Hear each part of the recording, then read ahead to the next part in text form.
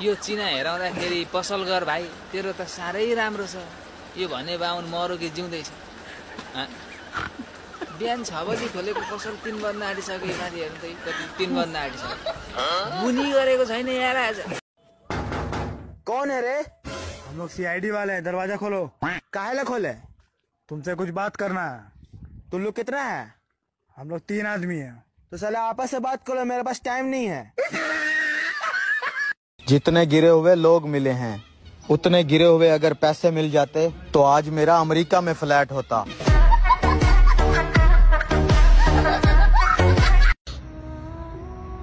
भैरवमा अत्याधिक गर्मीले गर्दाखेरि लास्टै गर्मी भएर गाइस बिचरा एउटै घरका 7 जना फ्यामिली।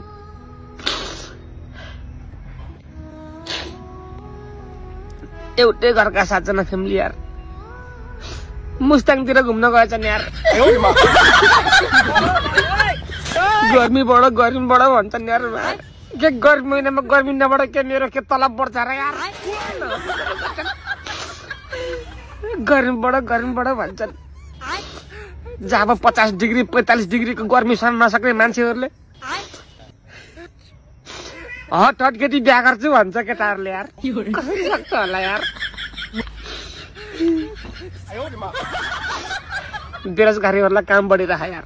फ्रिजमा पानी राख्ने निकाल्ने। म पहिला कालो थिएँ, गर्मीले गर्दा म अझै कालो भएँ गाइस।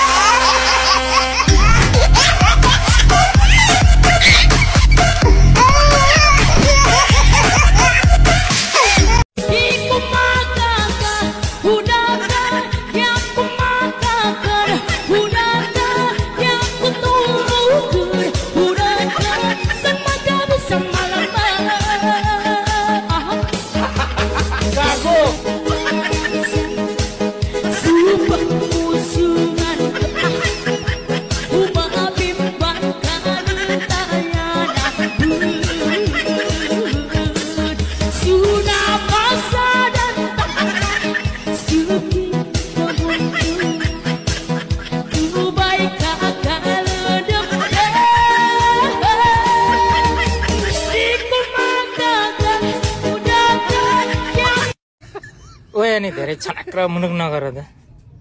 नयाँ साल नै आएको 80 बाट 81 हुन्छ, एकैचोटि 84 हुँदैन। ए ताइन त हातमा लाग्यो 2 टाउको देखेको त भाइ नाइटोमा सुई। 81 मा पनि भोगटेको बोटमा भोगटे नै फल्छ, सुन्तला फल्दैन। मेरी सारी वीडियो हिंदी में होती है तो इसका ये मतलब नहीं English is not coming to me, it's come to me every day. But माने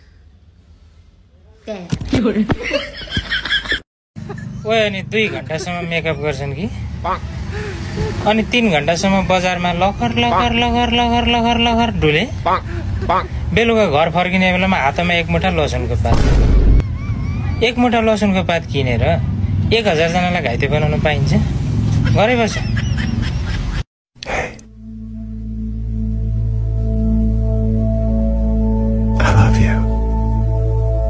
हामी यति धेरै ह्यान्डसम त छैन कि केटी हामीलाई हेरेर फिदा भइहाल्छ, तर जसको आँखामा हेरेर हामी मन्त्र पढिदिएछु, माँ कसम हामी मोहनी लगाइदिन्छु। दुःख र सुख जीवनको बाटो सँगसँगै बिताउला, आए जति बाधा र अर्जुन साथ तिम्रो छोड्ने छैन। दुःख र सुख जीवनको बाटो सँगसँगै बिताउला, आए जति बाधा र अर्जुन साथ तिम्रो छोड्ने छैन।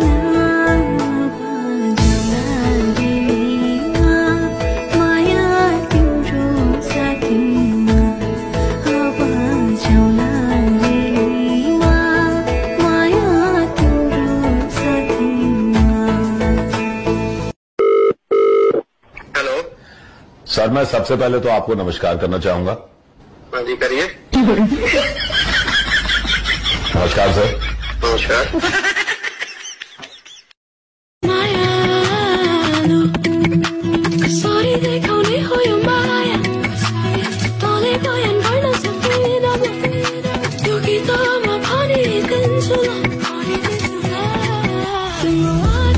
साइड में हटिए, मैडम को आने दीजिए। आइए मैडम, आइए, चलिए, टेक इट इजी, साइलेंस।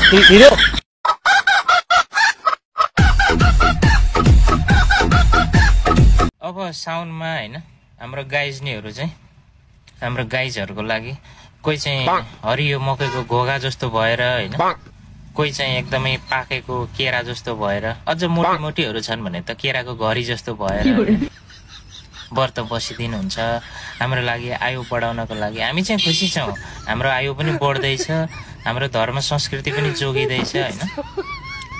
यसो 1-2 दर्जन केरा, 1-2 किलो स्याउ, 2-4 दाना आँप, अनि पुगेन भने यसो पोलेको मकैहरू हैन व्यवस्था गरेर बस्नु होला, हेल्थलाई पनि असर पर्दैन। हामी चाहिँ खुसी छौँ।